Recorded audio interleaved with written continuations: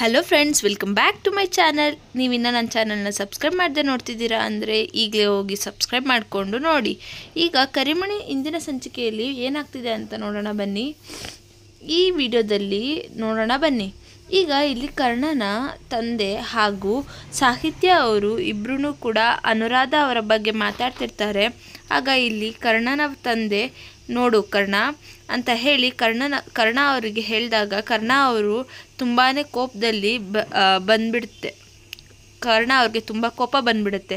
ಸಾಕು ಅಂತ ಹೇಳಿ ಜೋರಾಗಿ ಕಿರ್ಚುತ್ತಾರೆ. ಆಗ ಸಾಕು, ನೀವು ಏನು ಹೇಳ್ತೀರಾ ಅಂತ ನನಗೆ ಚೆನ್ನಾಗಿ ಗೊತ್ತಿದೆ ಅಂತ ಇಲ್ಲಿ ಕರ್ಣ ಅವರು, ನನ್ನಮ್ಮ ಅಂದರೆ ಅರುಂಧತಿ ಅವರು ಅಮ್ಮ ಸಾವು ಬದುಕಿನ ನಡುವೆ ಓಡಾಡಿ ಅಲ್ಲಿ ಮಲಗಿದ್ದಾರೆ. ಹಾಗೂ ಅದು ನನಗೋಸ್ಕರ. ಅದೆಲ್ಲ ಬಿಟ್ಟು ಯಾವತ್ತೋ ಮನೆ ಬಿಟ್ಟು ಹೋಗಿರೋ ಹೆಂಗ್ಸ್ ಬಗ್ಗೆ ಜಪ ಮಾಡಿಕೊಂಡು ಕೂತಿದ್ದೀರಲ್ಲ, ನಾಚಿಕೆ ಆಗಲ್ವಾ ನಿಮಗೆ ಅಂತ ಇಲ್ಲಿ ಕರ್ಣ ಅವರು ಕರ್ಣನ ತಂದೆಗೆ ಹೇಳ್ತಾರೆ. ಆಗ ಸಾಹಿತ್ಯ ಅವರು, ಹಾಗಲ್ಲ ಕರ್ಣ. ಆಗ ಕರ್ಣ ಅವರು, ಸುಮ್ಮನಿರಿ ಸಾಹಿತ್ಯ ಅವರೇ, ನಿಮಗೇನು ಗೊತ್ತಾಗಲ್ಲ. ಕಣ್ಣೆದುರು ಇರೋ ನಮ್ಮಮ್ಮನೆ ತ್ಯಾಗ ನಮಗೆ ಯಾವತ್ತೂ ಕಾಣಿಸಲ್ಲ ಅಲ್ವಾ. ಅದು ಯಾವತ್ತೋ ನನ್ನನ್ನು ಎತ್ತು ಬಿಸಾಕಿ ಹೋಗಿರೋರ ಬಗ್ಗೆ ನೀವಿಲ್ಲಿ ಮಾತಾಡ್ತಾ ಕೂತಿದ್ದೀರಾ ಅಂತ ಕರ್ಣ ಅವರು ಹೇಳಿದಾಗ ಆಗ ಕರ್ಣ ಅವರ ತಂದೆ ಹೇಳ್ತಾರೆ, ಕರ್ಣ ನೀನು ನನ್ನ ಮಾತನ್ನು ಪೂರ್ತಿಯಾಗಿ ಕೇಳಿಸ್ಕೊಂಡಿಲ್ಲ ಅನಿಸುತ್ತೆ. ನನಗೆ ಅಂತ ಹೇಳಿ ಕರ್ಣ ತಂದೆ ಹೇಳಿದಾಗ ಕೇಳಿಸ್ಕೊಂಡು ನನಗೆ ಏನಾಗಬೇಕಾಗಿದೆ ಅಂತ ನೀವು ಇಲ್ಲಿ ಅವರ ಗುಣಗಾನ ಮಾಡ್ತಿರೋದನ್ನು ನಾನು ಪೂರ್ತಿಯಾಗಿ ಕೇಳಿಸ್ಕೋಬೇಕಾ ಅಂತ ಇಲ್ಲಿ ಕರ್ಣ ಅವರು ಹೇಳ್ತಾರೆ. ನಮ್ಮಮ್ಮನ ಪಾದಾಗೆ ಧೂಳಿಗೆ ಸಮ ಇಲ್ಲ ಅವರು. ಅವರ ಕತೆ ನಾನು ಯಾಕೆ ಕೇಳಿಸ್ಕೊಳ್ಳಿ ಅಂತ ಇಲ್ಲಿ ಕರ್ಣ ಅವರು ಹೇಳಿದಾಗ ಸಾಹಿತ್ಯ ಅವರು ಹೇಳ್ತಾರೆ, ಕರ್ಣ ಅವರೇ ಸ್ವಲ್ಪ ಸಮಾಧಾನ ಮಾಡಿಕೊಂಡು ಮಾವ ಏನು ಹೇಳ್ತಿದ್ದಾರೆ ಅಂತ ಅದನ್ನು ಸರಿಯಾಗಿ ಕೇಳಿಸ್ಕೊಳ್ಳಿ ಅಂತ ಚೆನ್ನಾಗಿ ಅರ್ಥ ಮಾಡ್ಕೊಂಡಿದ್ದೀನಿ. ಸಾಹಿತ್ಯ ತುಂಬಾ ಚೆನ್ನಾಗಿ ಅರ್ಥ ಮಾಡ್ಕೊಂಡಿದ್ದೀನಿ. ಇವರ ಮನಸ್ಸು ಎಷ್ಟು ಚೀಪ್ ಅಂತ ನಾನು ತುಂಬಾ ಚೆನ್ನಾಗಿ ಅರ್ಥ ಮಾಡ್ಕೊಂಡಿದ್ದೀನಿ ಅಂತ. ಈಗ ನೀವು ಏನು ಮಾಡಬೇಕು ಅಂದ್ಕೊಂಡಿದ್ದೀರಾ ಹೇಳಿಬಿಡಿ ಅಂತ ಹೇಳಿ ನಮ್ಮಮ್ಮನ ಅರುಂಧತಿ ಅಮ್ಮನ್ನ ಹೊರಗಡೆ ಹಾಕಿ ಆ ಹೆಂಗಸು ನಮ್ಮ ಮನೆ ಒಳಗಡೆ ಕೂರಿಸ್ಬೇಕು ಅಂದ್ಕೊಂಡಿದ್ದೀರಾ ನೀವು ಅಂತ ಕರ್ಣ ಅವರು ಹೇಳಿದಾಗ ಕರ್ಣನ ತಂದೆ ಹೇಳ್ತಾರೆ, ನಾನೆಲ್ಲೋ ಹಾಗೆ ಹೇಳಿದೆ, ಇವಾಗ ಎಲ್ಲಿ ಹೇಳ್ತೀರಾ ನೀವು. ಕರೆದವರು ಸುಲಭವಾಗಿ ಬರಲ್ವಲ್ಲ. ಒಂದ್ಸಲ ಈ ಮನೆಯವ್ರನ್ನೆಲ್ಲ ಬಿಟ್ಟು ಹೋಗಿದ್ದೀರಲ್ಲ, ಆದರೆ ಕಾಲ್ಗೆ ಸಿಕ್ಕಿರೋ ಕಸನ ಹೊತ್ತು ಹೋಗ್ತಾರಲ್ಲ, ಆ ಥರ ನಮ್ಮನ್ನೆಲ್ಲ ಬಿಟ್ಟು ಹೋಗಿದ್ರಲ್ಲ ನೀವು. ಒಂದ್ಸಲ ಏನೋ ಸಂಭ್ರಮದಿಂದ ಹೋಗಿ ಹುಡ್ಕೊಂಡು ಬರ್ತೀನಿ ಅಂತ ಹೋಗಿದ್ರಲ್ಲ, ಏನಾಯಿತು? ಏನು ಹಾರ ಹಾಕಿ ಸಂಭ್ರಮದಿಂದ ಕರ್ಕೊಂಡವರು ನಿಮ್ಮನ್ನು ಚೆನ್ನಾಗಿ ಉಗಿದು ನಿಮಗೆ ಕಳಿಸಿದ್ರಲ್ಲ, ಇಷ್ಟಾದರೂ ನೀವು ಆ ಹೆಂಗಸು ಸಾಹಸ ಬಿಟ್ಟಿಲ್ಲ ಅಂತ ಅಂದರೆ ನಿಮಗೆ ಏನು ಹೇಳಬೇಕು ಅಂತ ನನಗೆ ಗೊತ್ತಾಗ್ತಿಲ್ಲ ಅಂತ ಇಲ್ಲಿ ಕರ್ಣ ಅವರು ಹೇಳ್ತಾರೆ. ಆಗ ಕರ್ಣ, ಯಾಕೆ ಇಷ್ಟು ರೂಢಾಗಿ ಮಾತಾಡ್ತಿದ್ದೀರಾ ಅಂತ ಸಾಹಿತ್ಯ ಅವರು ಇಲ್ಲಿ ಕೇಳಿದಾಗ ಇಲ್ಲಿ ಕರ್ಣ ಅವರು ಮೇಲು ಸಾಹಿತ್ಯ ಅಂತ ಹೇಳಿದಾಗ ಹೇಳಿ ಜೋರಾಗಿ ಕೋಪ ಮಾಡಿಕೊಂಡು ಕಿರಿಸ್ತಾರೆ. ಆಗ ಇದು ನಿಮಗೆ ಸಂಬಂಧ ಇರದೇ ಇರೋ ವಿಷಯ, ನೀವು ಇದರಲ್ಲಿ ತಲೆ ಹಾಕಬೇಡಿ ಅಂತ ಇಲ್ಲಿ ಕರ್ಣ ಅವರು ಹೇಳಿದಾಗ ಸಾಹಿತ್ಯ ಅವರು ಹೇಳ್ತಾರೆ, ಹಾಕ್ತೀನಿ ಕರ್ಣ, ನಾನು ತಲೆ ಹಾಕ್ತೀನಿ, ಯಾಕಂದರೆ ಇದು ನನಗೂ ಸಂಬಂಧ ಪಟ್ಟಿರೋ ವಿಷಯನೇ ಅಂತ ಇಲ್ಲಿ ಸಾಹಿತ್ಯ ಅವರು ಹೇಳ್ತಾರೆ. ಆಗ ಸಾಹಿತ್ಯ ಅವರು ಹೇಳ್ತಿರ್ತಾರೆ, ಈ ಕಡೆ ಅನುರಾಧ ಅವರು ಹಾಗೂ ಅರುಂಧತಿ ಅವರು ಇಬ್ಬರೂ ಮಾತಾಡ್ತಿರ್ತಾರೆ. ಇಲ್ಲಿ ಅರುಂಧತಿ ಅವರು ಬ್ಲ್ಯಾಕ್ ರೋಸ್ ಅಂತ ಹೇಳ್ತಾರೆ. ಇಲ್ಲಿ ಬ್ಲ್ಯಾಕ್ ರೋಸ್ ಅನ್ನೋ ವ್ಯಕ್ತಿನೇ ನಾನೇ ಸೃಷ್ಟಿ ಮಾಡಿದ್ದು. ಅದು ಯಾರಿಗೋಸ್ಕರ ಸೃಷ್ಟಿ ಮಾಡಿದೆ ಅಂತ ಹೇಳಿದ್ರೆ ಕರ್ಣನಿಗೋಸ್ಕರ, ಅದು ನಿನ್ನ ಮಗನಿಗೋಸ್ಕರ, ಅಂದರೆ ಅದು ಕರ್ಣನಿಗೋಸ್ಕರನೇ. ಹಾಗೆ ಹೇಳ್ತಿದ್ದಂಗೆ ಇಲ್ಲಿ ಅನುರಾಧ ಅವರಿಗೆ ತುಂಬಾ ಟೆನ್ಷನ್ ಆಗಿಬಿಡುತ್ತೆ. ತುಂಬ ಗಾಬರಿಯಲ್ಲಿ ಅರುಂಧತಿನೇ ನೋಡ್ತಿರ್ತಾರೆ. ಅಕಸ್ಮಾತ್ ಏನಾದರೂ ಕರ್ಣ ನನ್ನ ಕೈ ತಪ್ತಾನೆ ಅಂತ ಅವತ್ತು ಅವನು ಬ್ಲಾಕ್ ರೋಸ್ ಕೈಯಲ್ಲಿ ಸಾಯೋದಂತೂ ಖಂಡಿತ ಅಂತ ಇಲ್ಲಿ ಅರುಂಧತಿ ಅವರು ಅನುರಾಧ ಅವರಿಗೆ ಹೇಳ್ತಾರೆ. ಬ್ಲಾಕ್ ರೋಸ್ನ ಕಂಡು ಹಿಡಿಯೋಕ್ಕೆ ಅವನ ಕೈಲಿ ಸಾಧ್ಯನೇ ಇಲ್ಲ. ಯಾಕೆ ಹೇಳು, ಈ ಜಗತ್ತಲ್ಲಿ ಬ್ಲಾಕ್ ರೋಸ್ ಅನ್ನೋರು ಇಲ್ವೇ ಇಲ್ಲ ಅಂತ ಹೇಳಿ ಇಲ್ಲಿ ಅರುಂಧತಿ ಅವರು ತುಂಬಾ ಖುಷಿ ಪಡ್ತಿರ್ತಾರೆ. ಅನುರಾಧ ಮುಂದೆ ತುಂಬಾ ನಗ್ತಿರ್ತಾರೆ. ನಗು ನಗು ಅರುಂಧತಿ, ನಗು, ಇನ್ನು ಎಷ್ಟು ಜೋರಾಗಿ ನಗ್ತೀಯ ನಗು ಅಂತ ಹೇಳಿ ಇಲ್ಲಿ ಆರಾಧನಾ ಅವರು ಹೇಳ್ತಾರೆ. ಆರೋ ಬೆಂಕಿ ಹೀಗೆ ಯಾವಾಗಲೂ ದಗದಗ ಅಂತಲೇ ಉರಿತಿರುತ್ತೆ. ಹಾಗೆ ಗಡಿಯಾರದಲ್ಲಿ ಮುಳ್ಳು ಒಂದೇ ಕಡೆ ಇರಲ್ಲ, ಎಲ್ಲ ಕಡೆ ಚಲಿಸ್ತಾನೇ ಇರುತ್ತೆ ಅಂತ ಇಲ್ಲಿ ಅನುರಾಧ ಅವರು ಅರುಂಧತಿ ಅವರಿಗೆ ಹೇಳ್ತಾರೆ. ನಿನ್ನ ಟೈಮ್ ಇನ್ನೇನೋ ಮುಗಿತಾ ಇದೆ. ಇನ್ನು ಮಾಡಿರೋ ಪಾಪಗಳನ್ನೆಲ್ಲ, ಶಿಕ್ಷೆಗಳೆಲ್ಲ ಒಂದಾದ ಮೇಲೆ ಒಂದು ನಿನ್ನ ಹತ್ರ ಬರುತ್ತೆ. ಆಗ ಅರುಂಧತಿ ಅವರು ಅನುರಾಧ ಮಾತು ಕೇಳಿಸ್ಕೊಂಡು ಮತ್ತೆ ನಗ್ತಾ ಇರ್ತಾರೆ. ನಗೋದಕ್ಕೆ ಸ್ಟಾರ್ಟ್ ಮಾಡ್ತಾರೆ. ಅದು ನಿನ್ನ ಭ್ರಮೆ ಅಂತ ಇಲ್ಲಿ ಅರುಂಧತಿ ಅವರು ಹೇಳಿದಾಗ ಆ ಕಡೆಯಿಂದ ಅನುರಾಧ ಅವರು ಅದು ನಿನ್ನ ಭ್ರಮೆ ಅಷ್ಟೇ ಅಂತ ಹೇಳ್ತಾರೆ. ಆಗ ಸಾಹಿತ್ಯ ಅವರು ಹೊರಗಡೆ ಬರೋ ಸಮಯ ತುಂಬಾ ದೂರ. ಸತ್ಯ ಹೊರಗಡೆ ಬರೋ ಸಮಯ ತುಂಬ ದೂರ ಇಲ್ಲ. ನೀನು ಕಟ್ಕೊಂಡಿರೋ ಕೋಟೆ ಕಳಬಾಗ್ಲು ಎಲ್ಲ ಭದ್ರವಾಗಿದೆ ಅನ್ನೋ ಭ್ರಮೆಯಲ್ಲೇ ನೀನು ಬದುಕ್ತಿದ್ಯಾ ಅಂತ ಹೇಳಿ ಇಲ್ಲಿ ಈಗ ಆಲ್ರೆಡಿ ಒಂದು ಶಕ್ತಿ ನಿಮ್ಮ ಮನೆ ಒಳಗಡೆ ಮುಂಬಾಗಿಲಿಂದನೇ ಒಳಗಡೆ ಬಂದಾಗಿದೆ ಅಂತ ಹೇಳಿ ಇಲ್ಲಿ ಆರಾಧನಾ ಅವರು ಹೇಳ್ತಾರೆ. ಪಾಪ, ಆದರೆ ನಿಂಗೆ ಇನ್ನೂ ಅದು ಗೊತ್ತೇ ಆಗಿಲ್ಲ ಅನಿಸುತ್ತೆ. ನೀನು ಕಟ್ಟಿರೋ ಕೋಟೆ ಅಡಿಪಾಯದ ಕಿತ್ತು ಬಿಸಾಕುತ್ತೆ ಆ ಶಕ್ತಿ ಮುಂದೆ ನಿನ್ನ ಶಕ್ತಿ ಏನು ನಡೆಯಲ್ಲ. ನನ್ನ ಮಗನನ್ನೇ ಯಾವಾಗಲೂ ಬೆನ್ನೆಲುಬಾಗಿ ನಿಂತಿರುತ್ತೆ. ಹಾಗೆ ನನ್ನ ಮಗನಿಗೆ ಯಾವ ತೊಂದರೆನೂ ಆಗದೇ ಇರೋ ಥರ ಕಾಪಾಡಿರುತ್ತೆ. ಹಾಗೆ ನಿನ್ನ ಮುಖವಾಡನ ಕಳ್ಚುತ್ತೆ. ನನ್ನ ಮಗ ಕರ್ಣನೇ ಎದುರುಗಡೆ ಕಿತ್ತು ಬಿಸಾಕ್ತಾನೆ. ಆ ಶಕ್ತಿ ಮತ್ತು ಆ ಮನೆಯಲ್ಲಿ ಸುಖ ಸಂತೋಷ ನೆಮ್ಮದಿ ಎಲ್ಲನೂ ಇದ್ದೇ ಇರುತ್ತೆ ಅಂತ ಹೇಳಿ ಅರುಂಧತಿಗೆ ಆರಾಧನಾ ಅವರು ಹೇಳ್ತಾರೆ. ಅವಳು ತಂದೆ ತರ್ತಾಳೆ ಅಂತ ಇಲ್ಲಿ ಅರುಂಧತಿ ಅವರು ಆರಾಧನಾ ಅವರಿಗೆ ಹೇಳ್ತಾರೆ. ಆರಾಧನಾ ಅವರು ಅರುಂಧತಿಗೆ ಹೇಳ್ತಾರೆ. ಹೇಳಿದಾಗ ಅರುಂಧತಿ ಅವರು ಹೇಳ್ತಾರೆ, ಏನು ಶಕ್ತಿ ಅಂತ ಕೇಳ್ತಾರೆ. ಆಗ ಆ ಶಕ್ತಿ ಹೆಸರು ಏನು ಗೊತ್ತಾ, ಸಾಹಿತ್ಯ ಅಂತ ಹೇಳ್ತಿದ್ದಂಗೆ ಇಲ್ಲಿ ಅರುಂಧತಿ ಅವರಿಗೆ ಟೆನ್ಷನ್ ಆಗಿಬಿಡುತ್ತೆ, ಸ್ಟಾರ್ಟ್ ಆಗುತ್ತೆ. ಆಗ ಓಹೋ, ಆ ಸಾಹಿತ್ಯನ ನನ್ನ ಮೇಲೆ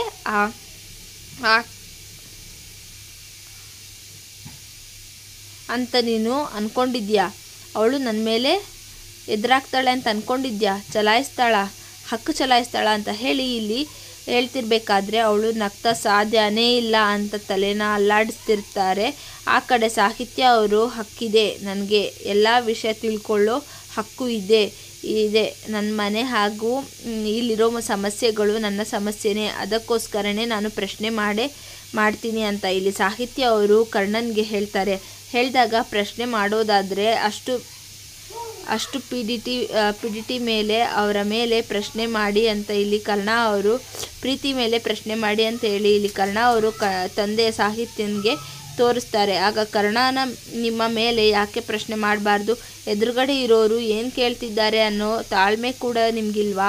ಸುಮ್ಮನೆ ಈ ಥರ ಕೂಗಾಡ್ತಿದ್ದೀರಲ್ಲ, ನಿಮ್ಮನ್ನು ಯಾಕೆ ನಾನು ಪ್ರಶ್ನೆ ಮಾಡಬಾರ್ದು ಹೇಳಿ ಅಂತ ಹೇಳಿ ಸಾಹಿತ್ಯ ಅವರು ಹೇಳಿದಾಗ, ನನಗೆ ಇಷ್ಟ ಇಲ್ಲದೆ ಇರೋ ಹೆಂಗಸ ಬಗ್ಗೆ ಪದೇ ಜಪ ಮಾಡಿಕೊಂಡು ಈ ಮನೆ ಕರ್ಕೊಂಡು ಬರೋದು ನನಗೆ ಸ್ವಲ್ಪನೂ ಇಷ್ಟ ಇಲ್ಲ ಅಂತ ಇಲ್ಲಿ ಕರ್ಣ ಅವರು ಹೇಳಿದಾಗ, ಇದು ಅವರ ಬದುಕು ಅಲ್ಲ. ಕರ್ಣ, ನಿಮಗೆ ಇಷ್ಟ ಇಲ್ಲ ಅನ್ನೋದನ್ನು ಸಮಾಧಾನವಾಗಿ ಕೂತು ಹೇಳ್ಬಹುದಲ್ಲ. ತಂದೆ ಅನ್ನೋದನ್ನು ಮರೆತು ನೀವು ಈ ಥರ ಕೂಗಾಡ್ತಿದ್ದೀರಲ್ಲ, ಅದು ನಿಮ್ಮ ತಂದೆ ಮೇಲೇ ನೀವು ಅಂತ ಸಾಹಿತ್ಯ ಹೇಳ್ತಾರೆ. ಅವರಿಗೆ ಹೇಳಿಬಿಡಿ, ಆ ಯಂಗ್ಸು ನಮ್ಮ ಮನೆಗೆ ಬರೋದಾಗಲಿ ಹಾಗೆ ಮಾತಾಡೋದಾಗಲಿ ಹೆಸರು ಕೂಡ ಹೇಳಿದ್ರೆ ನನಗೆ ಕೆಟ್ಟ ಕೋಪ ಬಂದುಬಿಡುತ್ತೆ. ನನ್ನ ಬದುಕಲ್ಲಿ ನಾನು ಹಾಗೂ ನನ್ನ ಮನೆಯಲ್ಲಿ ಅವರು ಮುಗಿದೋಗಿರೋ ಅಧ್ಯಾಯ. ಇನ್ನೊಂದು ಸಲ ಅವ್ರ ಬಗ್ಗೆ ಆಗಲಿ ಅವ್ರ ಏನು ಕೂಡ ಆಡಬಾರ್ದು. ನೀವೇ ಅವರಿಗೆ ತಿಳಿಸಿಡಿ ಅಂತ ಇಲ್ಲಿ ಕರ್ಣ ಅವರು ಕರ್ಣನ ತಂದೆಗೆ ಹೇಳಿದಾಗ ಸಾಹಿತ್ಯ ಅವರಿಗೆ ಹೇಳ್ತಾರೆ, ಹೇಳಿಬಿಡಿ ಅಂತ. ಆಗ ಕರ್ಣ ಅವರು ಅಲ್ಲಿಂದ ಹೊರಟೋಗ್ತಾರೆ. ಇಲ್ಲಿ ಕರ್ಣ ಅವರ ತಂದೆ ತುಂಬ ಕೋಪ ಬಂದು, ಮಾತಾಡ್ತೀನಿ ಕಣೋ, ಮಾತಾಡ್ತೀನಿ, ನನ್ನನ್ನು ಬಗ್ಗೆ ಅದನ್ನು ಕೇಳೋ ಅಧಿಕಾರ ನಿನಗೆ ಇಲ್ಲ. ನಿನ್ನ ತಾಯಿ ಬಗ್ಗೆ ಮಾತಾಡ್ತೀಯಲ್ಲ, ನಿನಗೆ ನಾಚಿಕೆ ಆಗಲ್ವೇನೋ ಅಂತ ಇಲ್ಲಿ ಕರ್ಣನ ನೋಡಿಕೊಂಡು ಹೇಳ್ತಾ, ನೋಡು ಸಾಹಿತ್ಯ, ಅವನ ತಾಯಿ ಬಗ್ಗೆ ಅವನೇ ಎಷ್ಟು ಕೆಟ್ಟದಾಗಿ ಮಾತಾಡ್ತಿದ್ದಾನೆ. ಇಲ್ಲಿ ಸಾಹಿತ್ಯ ಅವರು ಸಮಾಧಾನ ಮಾಡ್ತಿರ್ಬೇಕಾದ್ರೆ ಇಲ್ಲಿ ಕರ್ಣನ ತಂದೆ ಸಾಹಿತ್ಯ ಅವರ ಸಮಾಧಾನ ಮಾಡ್ತಿರ್ತಾರೆ. ನಿಮಗೆ ಗೊತ್ತಲ್ಲ ಯಾವ ಮಾವ, ಕರ್ಣಂಗೆ ಎಷ್ಟು ಕೋಪ ಅಂತ, ಸಮಾಧಾನ ಮಾಡ್ಕೊಳ್ಳಿ ಮಾವ, ಎಲ್ಲ ಸರಿ ಹೋಗುತ್ತೆ ಅಂತ ಹೇಳಿ ಇಲ್ಲಿ ಸಾಹಿತ್ಯ ಅವರು ಹೇಳ್ತಾರೆ. ಅವರ ಕೋಪ ಕಮ್ಮಿ ಆದಮೇಲೆ ಸಮಾಧಾನವಾಗಿ ಮಾತಾಡ್ತಾರೆ ಅಂತ ಇಲ್ಲಿ ಸಾಹಿತ್ಯ ಅವರು ಕರ್ಣನ ತಂದೆಗೆ ಹೇಳಿ ಸಮಾಧಾನ ಮಾಡ್ತಾರೆ. ಆ ಕಡೆ ಅರುಂಧತಿ ಅವರು ಸಾಹಿತ್ಯನಿಂದ ಎಲ್ಲ ಗೊತ್ತಾಗುತ್ತೆ. ಸಾಹಿತ್ಯನಿಂದ ಕರ್ಣಂಗೆ ಎಲ್ಲ ವಿಷಯ ತಿಳಿಯುತ್ತೆ, ಗೊತ್ತಾಗ್ಬಿಡುತ್ತೆ. ಉಲ್ಟಾ ಹಿಡ್ಕೊಂಡು ಬಂಡೆಗಲ್ ಹೊಡೆಯೋಕೆ ಹೊರಡ್ತಿದ್ದೀಯಾ ಅನು, ನಿಜವಾಗ್ಲೂ ನಿನ್ನ ಧೈರ್ಯನ ಮೆಚ್ಚಲೇಬೇಕು. ಆ ಸಾಹಿತ್ಯ ನಿನ್ನ ಮಗನಿಗೆ ಬೆನ್ಬಾಗ್ಲಾಗಿ ಇರ್ತಾಳ, ಮನೆಗೆ ನೆಮ್ಮದಿ ತರ್ತಾಳ. ನೋಡೇ ಬಿಡೋಣ ಯಾರು ಗೆಲ್ತಾರೆ ಅಂತ ಹೇಳಿ ಇಲ್ಲಿ ಅರುಂಧತಿ ಅವರು ಹೇಳ್ತಾರೆ. ನಿನ್ನ ಆ ಸಾಹಿತ್ಯನೇ ಮನೆ ನೆಮ್ಮದಿ ಹಾಳು ಮಾಡ್ತಾಳೆ, ನಿನ್ನ ಮಗನ ಮನಸ್ಸು ಹಾಳು ಮಾಡ್ತಾಳೆ, ನಿನ್ನ ಮಗ ಕರ್ಣನ ಮನಸ್ಸು ಕೂಡ ಮುರಿಯೋ ಹಾಗೆ ಮಾಡ್ತಾಳೆ. ನೀನು ಕಲಿಸಿರೋ ಸಾಹಿತ್ಯ ಹಾಗೂ ನಿನ್ನ ಮಗನ ನಡುವೆ ಬೆಂಕಿ ಇಡಬೇಕು. ಆ ಕೆಲಸ ನಾನೇ ಮಾಡ್ತೀನಿ. ನಿನ್ನ ಮಗ ದೂರ ಆಗಬೇಕು. ಇದು ಈ ಅರುಂಧತಿಯ ಮಾಡ್ತಿರೋ ಚಾಲೆಂಜ್ ಅಂತ ಹೇಳಿ ಅರುಂಧತಿಯವರು ಅನುರಾಧಾಗೆ ಚಾಲೆಂಜ್ ಮಾಡ್ತಾರೆ ಹಾಗೂ ಹೇಳ್ತಾರೆ. ಆಗ ಅರುಂಧತಿಯವರು ತುಂಬಾ ಬೇಜಾರು ಮಾಡಿಕೊಂಡು ಅವರಿಗೆ ಬೇಜಾರಾಗುತ್ತೆ. ಆ ಕಡೆ ಕರ್ಣನ ಮನೆಯಲ್ಲಿ ಎಲ್ಲರೂ ಬ್ರೇಕ್ಫಾಸ್ಟ್ಗೆ ಅಂತ ಕೂತಿರ್ತಾರೆ. ಅಲ್ಲಿಗೆ ಕರ್ಣ ಹಾಗೂ ಭರತ್, ಸಿಂಚು ಎಲ್ಲ ಕೂಡ ಬರ್ತಾರೆ. ಹಾಗೆ ಅದನ್ನು ಅವರು ಕೂಡ ಬರ್ತಾರೆ. ಇಲ್ಲಿ ಸಾಹಿತ್ಯ ಅವರು, ಅದು ಈ ಚೇರಲ್ಲಿ ಕೂತ್ಕೋಬೇಡ, ಅದು ಪಕ್ಕದ ಚೇರಲ್ಲಿ ಕೂತ್ಕೋತೀಯಾ ಅಂತ ಇಲ್ಲಿ ಅಡುಗೆ ಹೇಳ್ತಾರೆ. ಸಾಹಿತ್ಯ ಅದು ಅತ್ತಿಗೆ ಇವ್ರ ಪಕ್ಕದಿರೋ ಸೀಟ್ ಏನು ರಿಸರ್ವ್ ಆಗಿದೆಯಾ, ಇಲ್ಲಿ ಅತ್ತಿಗೆ ಕೂತ್ಕೋತಾರೆ. ತಿಂಡಿ ಸಿಕ್ಕಿದ್ರೆ ಸಾಕು, ಇಲ್ಲಿ ಕೂತ್ಕೊಂಡು ತಿಂತಾರೆ ಏನು ಅಂತ ಇಲ್ಲಿ ಅವರು ಕೂತ್ಕೋತಾರೆ. ಕರ್ಣ ಅವ್ರಿಗೆ ತುಂಬಾ ಖುಷಿಯಾಗಿರುತ್ತೆ. ಸಾಹಿತ್ಯ ಮಾತು ಕೇಳಿ ಆಗ ಭರತ್ ಹೇಳ್ತಾರೆ, ಅದಕ್ಕೆ ನೀವು ಕೂತ್ಕೊಳ್ಳಿ ಅಣ್ಣನ ಪಕ್ಕ, ಒಟ್ಟಿಗೆ ನಾವೇ ಬಡಿಸ್ಕೊಂಡು ತಿನ್ನೋಣ ಅಂತ ಹೇಳ್ತಾರೆ. ಆಗ ಇಲ್ಲಿ ಕರ್ಣ ಅಲ್ಲಿಗೆ ಪ್ರಸನ್ನ ಅವರು ಹಾಗೂ ಅರುಂಧತಿ ಅವರು ಒಂದು ಕಡೆ ಬಂದು ನಿಂತ್ಕೊಂಡು ಇವ್ರ ಮಾತನ್ನು ಕೇಳಿಸ್ಕೊತಿರ್ತಾರೆ. ಆಗ ಕೇಳಿಸ್ಕೊತಿರ್ಬೇಕಾದ್ರೆ ಇಲ್ಲಿ ಭರತ್ ಅವರು, ನೀವು ತಿನ್ನಿ, ನಾನು ಆಮೇಲೆ ಮಾಡ್ತೀನಿ ಅಂತ ಸಾಹಿತ್ಯ ಅವರು ಹೇಳಿದಾಗ, ಅಲ್ಲ, ಅದಕ್ಕೆ ನೀವು ಕೂಡ ಆಮೇಲೆ ತಿನ್ನೋದಾದರೆ ಅಣ್ಣನ ಪಕ್ಕ ಚೇರ್ನ ಯಾಕೆ ಖಾಲಿ ಮಾಡಿಸಿದ್ರಿ ಅಂತ ಇಲ್ಲಿ ಭರತ್ ಕೇಳಿದಾಗ, ಸಾಹಿತ್ಯ ಅವರು ಇಲ್ಲಿ ಕರ್ಣನ ತಂದೆ ಹುಡುಕ್ತಿರ್ತಾರೆ. ಅಲ್ಲಿಗೆ ಕರ್ಣನ ತಂದೆ ಬರ್ತಾರೆ. ಇಲ್ಲಿ ಕರ್ಣನ ತಂದೆ ಕರ್ಣನ ಪಕ್ಕದಲ್ಲೇ ನೋಡಿಕೊಂಡು ಕೂತ್ಕೋತಾರೆ. ಹಾಗೆ ಕರ್ಣನ ಅವರ ತಂದೆ ನೋಡ್ತಿರ್ತಾರೆ. ಇಲ್ಲಿ ಕರ್ಣನ ತಂದೆ ಕರ್ಣನ ಪಕ್ಕ ಇರೋ ಜಾಗದಲ್ಲಿ ಕೂತ್ಕೊಳ್ಳೋಕ್ಕೆ ಹೋಗ್ತಿರ್ತಾರೆ. ಆಗ ಸಾಹಿತ್ಯ ಅವರು, ಯಾಕೆ ಮಾವ ಕೂತ್ಕೊಳ್ಳಿ, ತಿಂಡಿ ತಿನ್ನಿ ಅಂತ ಹೇಳ್ತಾರೆ. ಆಗ ಇಲ್ಲಿಗೆ ಕರ್ಣನ ತಂದೆ ಸಾಹಿತ್ಯ ಅವರು ಅಂತ ಹೇಳಿ ಅಲ್ಲಿ ಅದು ಕೂತಿರೋರನ್ನು ಎದ್ದೇಳಿಸಿ, ಅದು ಸ್ವಲ್ಪ ಹೋಗಿ ಪಕ್ಕ ಕೂಡ್ತೀರಾ ಅಂತ ಇಲ್ಲಿ ಕರ್ಣನ ತಂದೆ ಅದು ಕೇಳ್ತಾರೆ. ಮಾಮ್ ಮುಗೀತು, ನನ್ನ ಹೊಟ್ಟೆ ಲೋಡ್ ಆಗಿ ನಾನು ಎದ್ದೇಳೋ ಸೀನೇ ಇಲ್ಲ ಅಂತ ಇಲ್ಲಿ ಅವರ ತಂದೆ ಹೇಳ್ತಾರೆ. ಸುಮ್ಮನೆ ಡಿಸ್ಟರ್ಬ್ ಮಾಡ್ತಾರೆ, ಕೂತ್ಕೊಳ್ಳಿ ಸುಮ್ಮನೆ, ಅಲ್ಲೇ ಕರ್ಣ ಪಕ್ಕ ಜಾಗ ಇದೆಯಲ್ಲ ಅಂತ ಹೇಳಿದಾಗ ಇಲ್ಲಿ ಸಾಹಿತ್ಯನೂ ಹೇಳ್ತಾರೆ, ಕೂತ್ಕೊಳ್ಳಿ ಮಾವ, ಅಲ್ಲೇ ಜಾಗ ಇದೆಯಲ್ಲ, ಏನು ಮಾವ ಕರ್ಣನ ಪಕ್ಕ ಕೂತ್ಕೋಬಾರ್ದ ಅಂತ ಏನಾದರೂ ರೂಲ್ಸ್ ಇದೆಯಾ ಅಥವಾ ಕರ್ಣ ಅವರು ಅವ್ರ ಪಕ್ಕದಲ್ಲಿರೋ ತಟ್ಟೇನೂ ತಿಂದ್ಬಿಡ್ತಾರ, ಹಾಗೇನು ಸಾಹಿತ್ಯ ಹೇಳ್ತಾರೆ ಅಂತ ಹೇಳಿ ಕರ್ಣನಂತೆ ಹೇಳ್ದ ಕರ್ಣನ ತಂದೆ ಹೇಳಿದಾಗ, ಮತ್ತೆ ಇನ್ನೇನು ಮಾವ ಕೂತ್ಕೊಳ್ಳಿ ಮಾವ, ಕರ್ಣ ಏನಾದರೂ ತೊಂದರೆ ಮಾಡಿದ್ರೆ ನಾನು ನೋಡ್ಕೋತೀನಿ. ಆಗ ಕರ್ಣ ಹೇಳ್ತಾನೆ, ಅಲ್ಲ ಕಣ್ರಿ, ನಾನೇನು ಮಾಡ್ತೀನಿ, ನನ್ನ ಪಾಡಿಗೆ ನಾನು ತಿಂದ್ಕೊಂಡು ಹೋಗ್ತೀನಿ ಅಂತ ಹೇಳಿ ಸಾಹಿತ್ಯಗೆ ಕರ್ಣನವರು ಹೇಳ್ತಾರೆ. ಕರ್ಣನ ತಂದೆ ಅವರು, ಕೂತ್ಕೊಳ್ಳಿ ಡ್ಯಾಡ್ ಅಂತ ಹೇಳ್ತಾರೆ. ಯಾಕೆ ಡ್ಯಾಡ್, ಒಳ್ಳೆ ಸ್ಕೂಲ್ ಮಕ್ಕಳು ಥರ ಹೋಮ್ವರ್ಕ್ ಬಂದರೆ ಸ್ಕೂಲ್ ಬರ್ತಿರೋ ಆ ಥರ ಆಡ್ತಿದ್ದೀರಾ, ಕೂತ್ಕೊಳ್ಳಿ ಡ್ಯಾಡ್ ಅಂತ ಹೇಳ್ತಾರೆ. ಆಗ ಸಾಹಿತ್ಯಂಗೆ ಹಾಗೂ ಕರ್ಣನ ತಂದೆ ಭರತ್ ಸಿಂಚುಗೆ ಎಲ್ರಿಗೂ ಖುಷಿಯಾಗುತ್ತೆ. ಆ ಕಡೆ ಕರ್ಣನ ತಂದೆ ಬ್ರೇಕ್ಫಾಸ್ಟ್ನ ತಿಂತಿರ್ತಾರೆ. ಆ ಕಡೆ ಪ್ರಸನ್ನ ಹಾಗೂ ಅರುಂಧತಿ ಅವರು ನಿಂತ್ಕೊಂಡು ನೋಡ್ತಿರ್ತಾರೆ. ಇಲ್ಲಿ ಪ್ರಸನ್ನ ಅವರು ಹೇಳ್ತಾರೆ, ನೋಡಕ್ಕ ಒಂದಾದಾಗೆ ಸಾಹಿತ್ಯ ತನ್ನ ಕಂಟ್ರೋಲ್ಗೆ ಮನೆನೇ ತಗೋತಿದ್ದಾಳೆ. ಅವಳು ಒಂದಾಗಿ ತನ್ನ ಮನೇನ ಕಂಟ್ರೋಲ್ ತಗೋತಿದ್ದಾಳೆ, ಈ ಮನೇನ ಅಂತ ಇಲ್ಲಿ ಪ್ರಸನ್ನ ಅವ್ರು ಹೇಳಿದ್ರೆ, ಆ ಕಡೆ ಕರ್ಣ ತಂದೆ ಬಡ್ಸಮ್ಮ ಅಂತ ಹೇಳಿ ಎಲ್ಲರೂ ಸಾಹಿತ್ಯನ ಕೇಳಿ ಅಡುಗೆನ ಬ್ರೇಕ್ಫಾಸ್ಟ್ನ ಬಡಿಸ್ಕೊಂಡು ತಿಂತಿರ್ತಾರೆ. ಈಗೋ ತಂದೆ ಮಗನ ಮಧ್ಯ ಬಿರುಕು ಮೂಡಿಸ್ತೆ ಅಕ್ಕ. ಇವಳು ನೋಡಿದ್ರೆ ಈಗ ಬಂದು ದೊಡ್ಡದಾಗಿ ಬಿರುಕನ್ನ ತೇಪೆ ಅಣಿಸೋ ಥರ ಮಾಡ್ತಿದ್ದಾಳೆ. ಇವಳು ಮೇಲ್ನೋಟಕ್ಕೆ ಕಾಣಿಸೋ ಹಾಗೆ ಮುಗ್ದೇನೂ ಅಲ್ಲ, ಇವಳು ವೀಕು ಅಲ್ಲ ಅಂತ ಹೇಳಿ ಇಲ್ಲಿ ಪ್ರಸನ್ನ ಅವರು ಹೇಳಿದಾಗ, ನಾನು ನೋಡ್ತಾ ಇದ್ದೀನಿ ಪ್ರಸನ್ನ, ಎಲ್ಲ ಅನುರಾಧ ಹೇಳ್ದಾಗೆ ಆಗ್ತಿದೆ. ನಾನು ತೋಡಿಟ್ಟ ಕಂಟಕಗಳನ್ನೆಲ್ಲ ಈ ಸಾಹಿತ್ಯ ನಮ್ಮ ಮನೆಗೆ ಬಂದು ಒಂದೊಂದಾಗಿ ಎಲ್ಲನೂ ಕೂಡ ಮುಚ್ತಿದ್ದಾಳೆ. ಹಾಗೆ ಅಪ್ಪ ಮಗನ ತುಂಬ ಹತ್ತಿರ ಮಾಡ್ತಿದ್ದಾಳೆ. ಆ ಕಡೆ ಪ್ರಸನ್ನ ಅವರು ಹಾಗೂ ಇಬ್ಬರು ಕೂಡ ಮಾತಾಡ್ತಾನೆ ಇರ್ತಾರೆ. ಕರ್ಣನ ಮನಸ್ಸು ಹೇಗೆ ವರ್ಕ್ ಆಗುತ್ತೆ ಅಂತ, ಅವನ ಮನಸ್ಸು ಅವನನ್ನು ಹೇಗೆ ಕಂಟ್ರೋಲ್ ಮಾಡಬೇಕು ಅಂತ ಅಕ್ಕ ನಿನಗೆ ಮಾತ್ರ ಗೊತ್ತಿತ್ತು. ಈಗ ನೋಡಿದ್ರೆ ಇವಳು ಕೂಡ ಕರ್ಣನ ಮನಸ್ಸನ್ನು ಅರ್ಥ ಮಾಡ್ಕೋತಿದ್ದಾಳೆ ಅಂತ ಇಲ್ಲಿ ಪ್ರಸನ್ನ ಅವರು ಹೇಳಿದಾಗ, ನಾನು ಆಗೋದಕ್ಕೆ ಯಾವುದೇ ಕಾರಣಕ್ಕೂ ಬಿಡಲ್ಲ ಪ್ರಸನ್ನ. ನಾನು ನಾನು ಹೇಳಿರೋದು ಚೆನ್ನಾಗಿ ನೆನಪಿದೆ ಅಲ್ವಾ ನಿನಗೆ ಅಂತ ಅರುಂಧತಿ ಅವರು ಸರಿ ಹೋಗು, ಈಗಲೇ ಕಾಲ್ ಮಾಡು ಅಂತ ಹೇಳ್ತಾರೆ ಪ್ರಸನ್ನ ಅವರಿಗೆ. ಆಮೇಲೆ ಪ್ರಸನ್ನ ಅವರು ಕಾಲ್ ಮಾಡ್ತಾರೆ.